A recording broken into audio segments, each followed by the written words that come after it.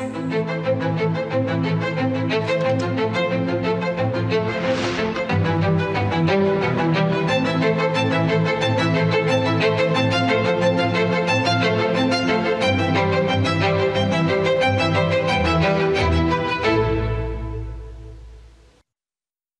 প্রিয় দেশবাসী, মন কি বাতে আপনাদের সকলের সঙ্গে যুক্ত হওয়া, আপনাদের সকলের কাছ থেকে শেখা, দেশের মানুষের সাফল্যের কথা জানা সত্যিই আমাকে খুবই আনন্দ দেয়। একে অপরের সঙ্গে নিজেদের কথা ভাগ করে নিতে নিতে, নিজেদের মন কি বাত বলতে বলতে আমরা টেরই পেলাম না যে এই অনুষ্ঠানটি ১২৫টি পর্ব সম্পূর্ণ করে ফেলেছে। আজ এই অনুষ্ঠানের ১২৬তম পর্ব এবং আজকের দিনটির সঙ্গে কিছু বিশেষ বিষয়ও জড়িয়ে আছে। আজ ভারতের দুই মহান ব্যক্তিত্বের জন্মবার্ষিকী। আমি বলছি শহীদ ভগৎ সিং এবং লতা দিদির কথা।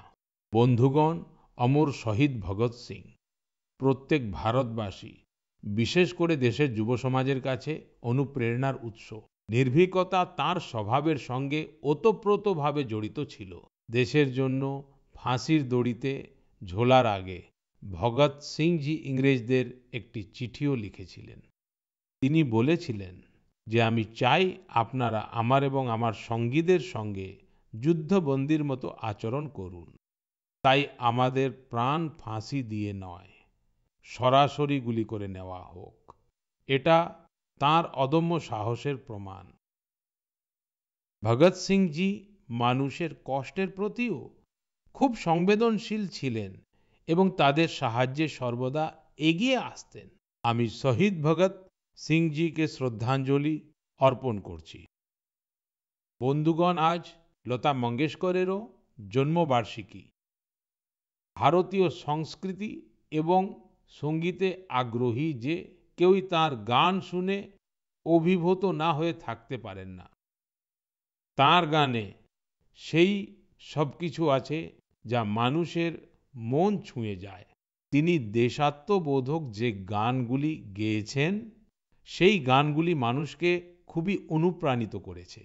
ভারতের সংস্কৃতির সঙ্গেও তার গভীর যোগসূত্র ছিল। আমি লতা দিদির প্রতি হৃদয় থেকে আমার শ্রদ্ধাঞ্জলি জ্ঞাপন করছি। বন্ধুগণ, লতা দিদি যে মহান ব্যক্তিত্বদের দ্বারা অনুপ্রাণিত হয়েছিলেন, তাদের মধ্যে বীর সাভারকরও একজন, যাকে তিনি তাত্যা বলে ডাকতেন। তিনি বীর সাভারকর জির অনেক গানকেও নিজের সুরে গেঁথেছিলেন। লতা দিদির সঙ্গে আমার স্নেহের বন্ধন সর্বদা অটুট ছিল। তিনি আমাকে প্রতি বছর রাখি পাঠাতেন। আমার মনে আছে, মারাঠি সুগম সঙ্গীতের মহান ব্যক্তিত্ব সুধীর ফড়কেজি প্রথমবার লতা দিদির সঙ্গে আমার পরিচয় করিয়েছিলেন এবং আমি তাকে বলেছিলাম যে সুধীর জির সুর করা এবং আপনার গাওয়া জ্যোতি কলশ ছলকে গানটি আমার খুব পছন্দের। বন্ধুগণ, আপনারাও আমার সঙ্গে এটি উপভোগ করুন।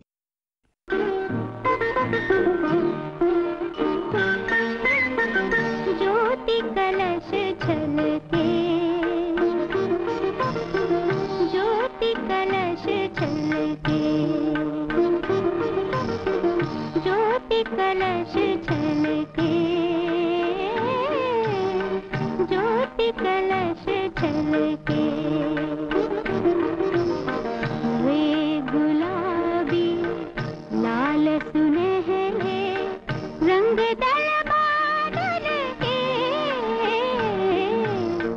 ज्योति कलश छलके।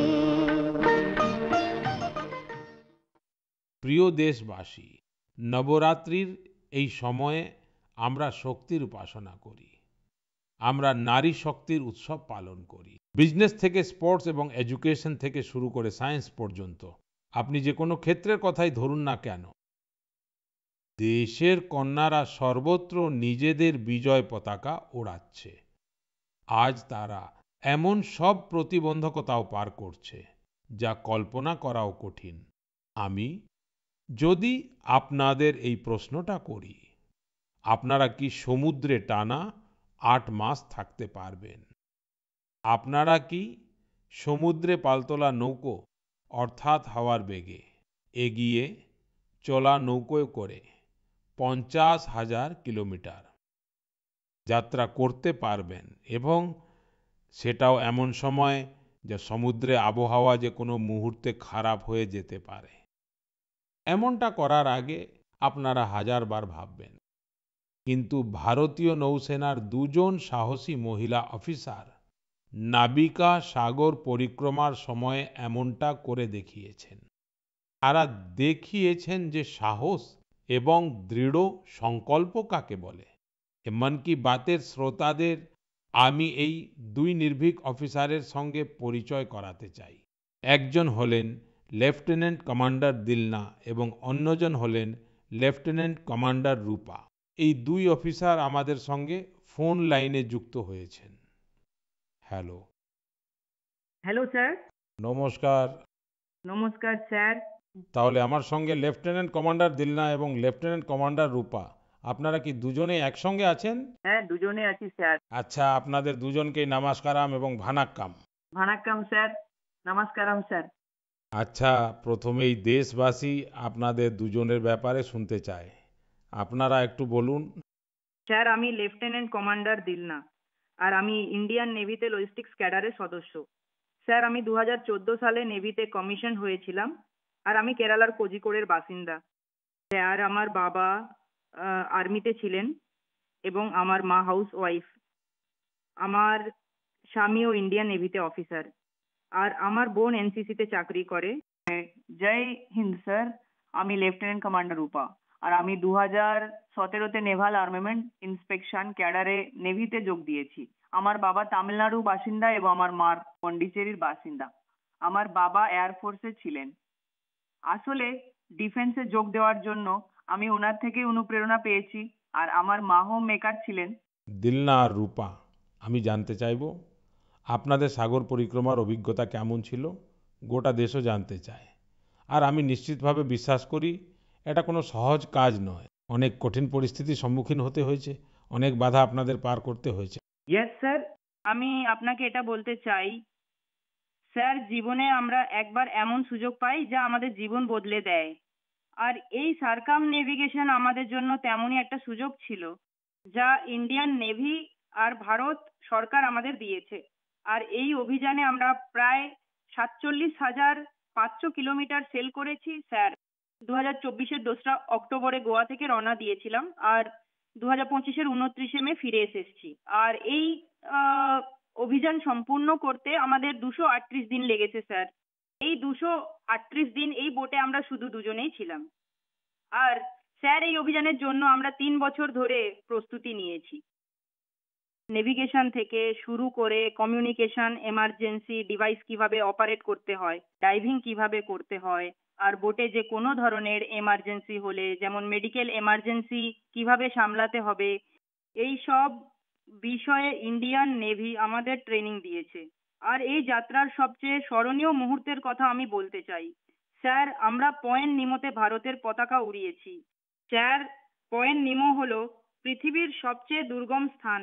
সেখান থেকে সবচেয়ে কাছের কোনো মানুষ যদি থাকেন তবে তিনি ইন্টারন্যাশনাল স্পেস স্টেশনে আছেন আর সেখানে একটি সেল বোটে পৌঁছানো প্রথম ভারতীয়, প্রথম এশীয় এবং বিশ্বের প্রথম মানুষ হলাম আমরা স্যার। আর এটা আমাদের জন্য গর্বের বিষয় স্যার। বাহ আপনাদের অনেক অভিনন্দন থ্যাংক ইউ স্যার।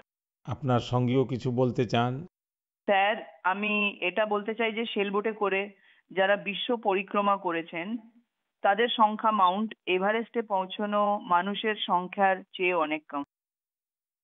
আর যারা সেল বোটে করে একা বিশ্ব পরিক্রমা করেন তাদের সংখ্যা যারা মহাকাশে গেছেন তাদের সংখ্যার চেয়েও অনেক কম।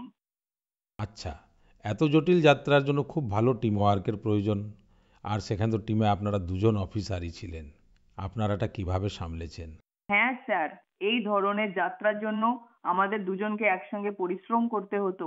আর যেমন লেফটেন্যান্ট কমান্ডার দিলনা বললেন এটা অর্জন করার জন্য শুধু আমরা দুজনেই বোটে ছিলাম আর আমরাই বোট রিপেয়ারার ছিলাম, engine mechanic, sail maker, medical assistant, cook, cleaner, diver, navigator সবকিছুই একসঙ্গে হতে হতো। আর এটা অর্জন করার জন্য ইন্ডিয়ান নেভির একটা বড় অবদান ছিল। আর আমাদের সব ধরনের ট্রেনিং দেওয়া হয়েছে। স্যার, আমরা 4 বছর ধরে একসঙ্গে সেল করছি, তাই আমরা একে অপরের শক্তি আর দুর্বলতা খুব ভালোভাবে জানি। তাই আমরা সবাইকে বলি যে আমাদের বোটে একটা সরঞ্জাম ছিল যা কখনো ফেল করেনি, সেটা ছিল আমাদের দুজনের টিমওয়ার্ক। আচ্ছা, যখন আবহাওয়া খারাপ থাকতো, কারণ এই সামুদ্রিক জগৎটা তো এমনই যেখানে আবহাওয়ার কোনো ঠিক থাকে না, তখন আপনারা সেই পরিস্থিতি কিভাবে সামলাতেন? স্যার, আমাদের যাত্রায় অনেক প্রতিকূল চ্যালেঞ্জ ছিল। এই অভিযানে আমাদের অনেক চ্যালেঞ্জের মুখোমুখি হতে হয়েছে। বিশেষ করে স্যার, দক্ষিণ মহাসাগরে আবহাওয়া সবসময় খারাপ থাকে। আমাদের 3টে ঝড়েরও মোকাবিলা করতে হয়েছে। আর স্যার, আমাদের বোটটা মাত্র 17 মিটার লম্বা আর এর প্রস্থ মাত্র 5 মিটার। তো মাঝে মাঝে এমন ঢেউ আসতো যা 3তলা বাড়ির চেয়েও বড় ছিল স্যার। আর আমরা আমাদের যাত্রায় প্রচন্ড গরম আর প্রচন্ড ঠান্ডা দুটোই সহ্য করেছি। স্যার, অ্যান্টার্কটিকায় যখন আমরা সেল করছিলাম তখন টেম্পারেচার ছিল 1 ডিগ্রি সেলসিয়াস আর ঘন্টায় 90 কিলোমিটার বেগে হাওয়া, এই দুটোই আমাদের একসঙ্গে মোকাবিলা করতে হয়েছে। আর ঠান্ডা থেকে বাঁচতে আমরা 6 থেকে 7টা স্তরের পোশাক পরতাম। আর পুরো দক্ষিণ মহাসাগর আমরা এরকম 7টি স্তরের পোশাকেই পার করেছি। আর মাঝে মাঝে আমরা গ্যাস স্টোভ জেলে আমাদের হাত গরম করতাম। আর কখনো এমন পরিস্থিতিও, আজ যখন একদম হাওয়া থাকতো না, আর আমরা সেল পুরো নামিয়ে দিয়ে ভেসে থাকতাম। আর এই ধরনের পরিস্থিতিতে আসলে স্যার আমাদের ধৈর্যের পরীক্ষা হতো। দেশের মেয়েরা এত কষ্ট করেছে শুনলে মানুষ অবাক হবে। আপনারা নানা দেশে গেছিলেন ভারতের 2 মেয়েকে দেখে। হয়তো অনেকেই অনেক কিছু ভাবতো। অভিজ্ঞতা কেমন ছিল? হ্যাঁ স্যার, খুব ভালো অভিজ্ঞতা হয়েছে। আমরা 8 মাসে 4টে জায়গায় থেমেছিলাম: নিউজিল্যান্ড, অস্ট্রেলিয়া, ফোর্ট স্ট্যানলি আর সাউথ আফ্রিকা স্যার। প্রত্যেক জায়গায় করে কতদিন করে থাকতে হতো? স্যার, আমরা এক জায়গায় 14 দিন থেকেছি স্যার। এক জায়গায় 14 দিন? Correct sir. আর স্যার, আমরা পৃথিবীর প্রতিটি কোণায় ভারতীয়দের দেখেছি, তারাও খুব সক্রিয়ভাবে আর অনেক আত্মবিশ্বাসের সাথে ভারতের নাম উজ্জ্বল করছেন। আর আমাদের এমন মনে হয়েছে তা আমাদের যে সাফল্যরা নিজেদেরও সাফল্য বলে মনে করতেন, এবং প্রত্যেক জায়গা আমাদের আলাদা আলাদা অভিজ্ঞতা হয়েছে। যেমন অস্ট্রেলিয়াতে ওয়েস্টার্ন অস্ট্রেলিয়ান পার্লামেন্টের স্পিকার আমাদের ডেকেছিলেন, তিনি আমাদের খুব অনুপ্রাণিত করেছিলেন।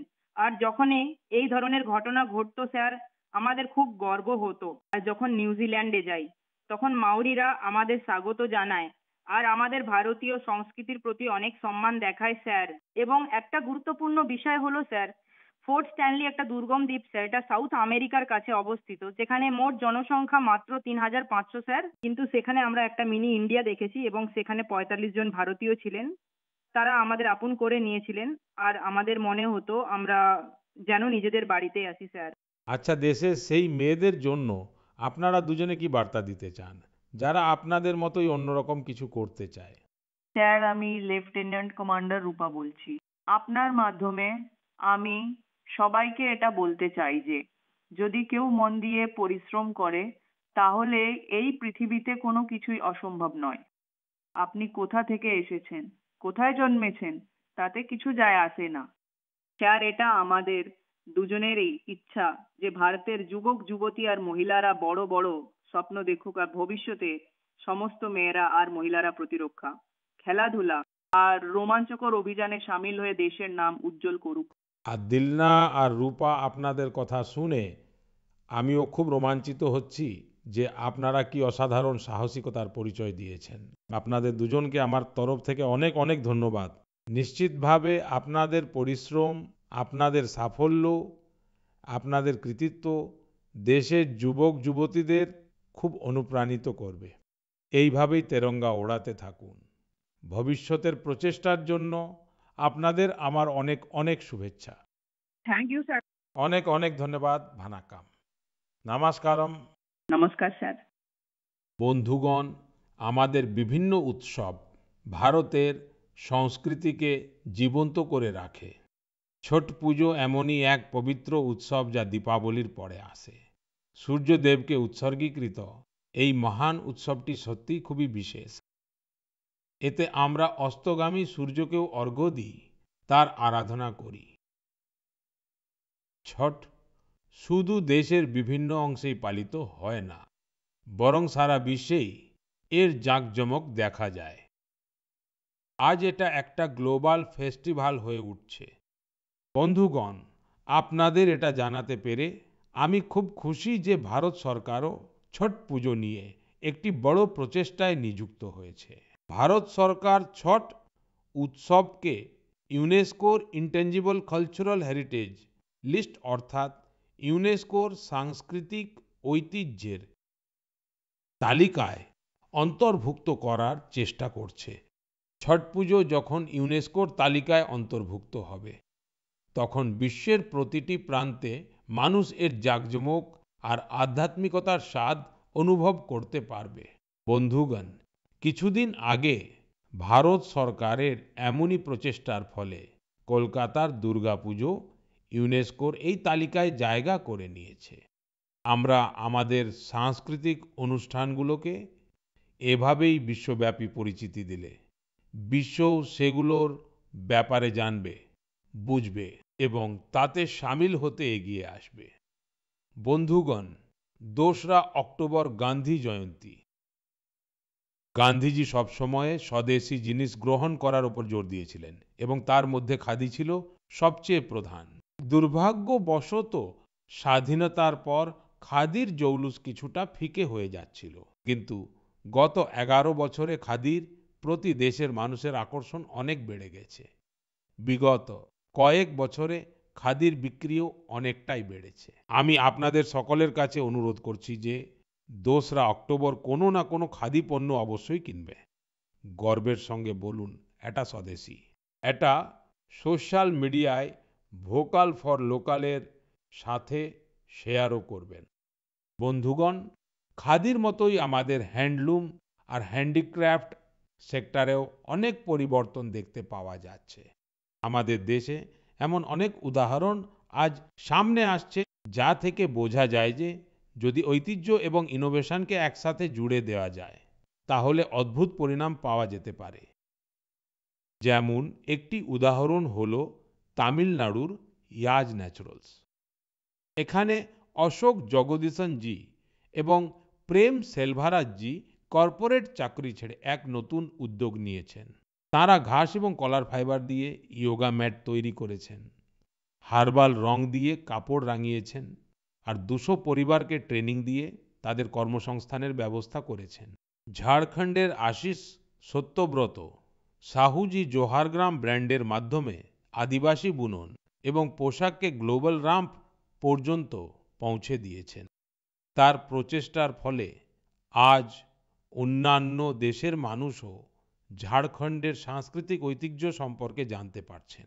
বিহারের মধুবনী জেলার সুইটি কুমারী জি, তিনিও সংকল্প ক্রিয়েশন শুরু করেছেন। তিনি মিথিলা পেন্টিংকে মহিলাদের জীবিকার একটি মাধ্যম করে তুলেছেন। আজ 500রও বেশি গ্রামীণ মহিলা তার সঙ্গে যুক্ত হয়েছেন এবং আত্মনির্ভরতার পথে এগিয়ে চলেছেন। সাফল্যের এই সমস্ত কাহিনী আমাদের শেখায় যে আমাদের ঐতিহ্যের মধ্যে আয়ের কতই না উপায় লুকিয়ে আছে। যদি সংকল্প দৃঢ় হয়, তাহলে সাফল্য আমাদের থেকে দূরে যেতে পারে না। আমার প্রিয় দেশবাসী, আগামী কয়েকদিনের মধ্যেই আমরা বিজয়া দশমী পালন করতে চলেছি। এবারের বিজয়া দশমী আরও একটি কারণে খুবই বিশেষ। এই দিনেই রাষ্ট্রীয় স্বয়ংসেবক সংঘের স্থাপনার 100 বছর পূর্ণ হচ্ছে। 1 শতাব্দীর এই যাত্রা যেমন অদ্ভুত, অভূতপূর্ব, তেমনই অনুপ্রেরণাদায়ক। 100 বছর আগে যখন রাষ্ট্রীয় স্বয়ংসেবক সংঘ প্রতিষ্ঠিত হয়েছিল, তখন দেশ শতাব্দীর পর শতাব্দী ধরে দাসত্বের শৃঙ্খলে বাঁধা ছিল। শতাব্দীর এই দাসত্ব আমাদের আত্মসম্মান এবং আত্মবিশ্বাসে গভীর আঘাত করেছিল। বিশ্বের সবচেয়ে প্রাচীন সভ্যতার সামনে পরিচয়ের সংকট তৈরি করা হচ্ছিল। দেশবাসী হীনমন্যতার শিকার হতে শুরু করেছিল। তাই দেশের স্বাধীনতার পাশাপাশি এটাও গুরুত্বপূর্ণ ছিল যে দেশ যেন ভাবনাগত দাসত্ব থেকেও মুক্ত হয়। সবচেয়ে পরম পূজ্য ডাক্তার হেডগেওয়ারজি এই বিষয়টি নিয়ে আলোচনা শুরু করলেন এবং তারপর এই বিরাট কাজের জন্য 1925 সালে বিজয়া দশমীর পুণ্য তিথিতে রাষ্ট্রীয় স্বয়ংসেবক সংঘ প্রতিষ্ঠা করেন। ডাক্তার সাহেবের পর পরম শ্রদ্ধেয় গুরুজি রাষ্ট্রসেবার এই মহাযজ্ঞকে এগিয়ে নিয়ে যান। পরম শ্রদ্ধেয় গুরুজি বলতেন, রাষ্ট্রায়া সাহা ইদাং রাষ্ট্রায়া ইদাং না মম, অর্থাৎ এটা আমার নয়, এটা রাষ্ট্রের। এটি স্বার্থের ঊর্ধ্বে উঠে রাষ্ট্রের জন্য নিজেকে উৎসর্গ করতে অনুপ্রাণিত করে। গুরুজি গোলওয়ালকারজির এই উক্তি লক্ষাধিক স্বয়ংসেবককে ত্যাগ এবং সেবার পথ দেখিয়েছে। সেবা ও ত্যাগের ভাবনা এবং অনুশাসনের শিক্ষাই হল সংঘের প্রকৃত শক্তি। আজ আরএসএস 100 বছর ধরে অক্লান্তভাবে অবিরামভাবে রাষ্ট্রসেবার কাজে নিযুক্ত রয়েছে। তাই আমরা দেখি দেশের যেখানেই প্রাকৃতিক দুর্যোগ আসুক, আরএসএসের স্বয়ংসেবকরা সবার আগে সেখানে পৌঁছে যান। লক্ষাধিক স্বয়ংসেবকের জীবনের প্রতিটি কর্মে, প্রতিটি প্রচেষ্টায় রাষ্ট্র প্রথম অর্থাৎ নেশন ফার্স্টের ভাবনা সর্বদা সর্বাগ্রে থাকে। আমি রাষ্ট্রসেবার এই মহাযজ্ঞে নিজেকে সমর্পিত করা প্রত্যেক স্বয়ংসেবককে আমার শুভেচ্ছা জানাই। আমার প্রিয় দেশবাসী, আগামী মাসে 7ই অক্টোবর মহর্ষি বাল্মীকি জয়ন্তী। আমরা সবাই জানি মহর্ষি বাল্মীকি ভারতীয় সংস্কৃতির কত বড় ভিত্তি। মহর্ষি বাল্মীকি আমাদের ভগবান রামের অবতার কাহিনীর সাথে এত বিস্তারিতভাবে পরিচয় করিয়ে দিয়েছিলেন। তিনি মানবজাতিকে রামায়ণের মতো একটি চমৎকার গ্রন্থ উপহার দিয়েছেন। বন্ধুগণ, রামায়ণের এই প্রভাবের মূল কারণ তার মধ্যে নিহিত ভগবান রামের আদর্শ এবং মূল্যবোধ। ভগবান রাম সেবা, সম্প্রীতি এবং করুণার সাথে সকলকে আপন করে নিয়েছিলেন। তাই আমরা দেখি মহর্ষি বাল্মীকির রামায়ণের রাম মাতা শবরী এবং নিষাদ রাজের সঙ্গেই পূর্ণতা পান। তাই বন্ধুগণ, অযোধ্যায় যখন রাম মন্দির নির্মাণ হয়েছে, তখন সঙ্গে নিষাদ রাজ এবং মহর্ষি বাল্মীকির মন্দিরও তৈরি করা হয়েছে। আমার আপনাদের কাছে অনুরোধ, আপনিও যখন অযোধ্যায় রামলালার দর্শন করতে যাবেন, তখন মহর্ষি বাল্মীকি আর নিষাদ রাজ মন্দির অবশ্যই দর্শন করবেন। আমার প্রিয় দেশবাসী, শিল্পকলা, সাহিত্য এবং সংস্কৃতির সবচেয়ে বিশেষ ব্যাপার হলো এগুলি কোনো গণ্ডির মধ্যে বাঁধা থাকে না। এর সুগন্ধ সমস্ত সীমানা পেরিয়ে মানুষের মন ছুঁয়ে যায়। সম্প্রতি প্যারিসের একটি কালচারাল ইনস্টিটিউট সৌন্তখ মণ্ডপা তার 50 বছর পূর্ণ করেছে। এই কেন্দ্রটি ভারতীয় নৃত্যকে জনপ্রিয় করে তুলতে ব্যাপক অবদান রেখেছে। প্রতিষ্ঠা করেছিলেন মিলেনা সালভিনি। কয়েক বছর আগেই তাকে পদ্মশ্রী দ্বারা সম্মানিত করা হয়েছে। আমি সৌন্তখ মণ্ডপার সঙ্গে যুক্ত সকল ব্যক্তিকে অনেক অভিনন্দন জানাই এবং ভবিষ্যতের প্রচেষ্টার জন্য তাদেরকে শুভেচ্ছা জানাই। বন্ধুগণ, এখন আমি আপনাদের দুটি ছোট অডিও ক্লিপ শোনাচ্ছি, মন দিয়ে শুনুন। দয়ালু সিত কিন সিতনা මිනිහ කවුරුන්ද මසබඳේ මිනිහ මිනිහා ගැන සොඳිනේ නෑනු වෙදෝ බිඳ කුදු සිතුවේ දයාලු සිතකින් සිතනා මිනිහ කවුරුන්ද මසබඳේ මිනිහ මිනිහා ගැන සොඳිනේ। এবার দ্বিতীয় ক্লিপটিও শুনুন। மனிதன் மனிதனுக்காயில்லையே,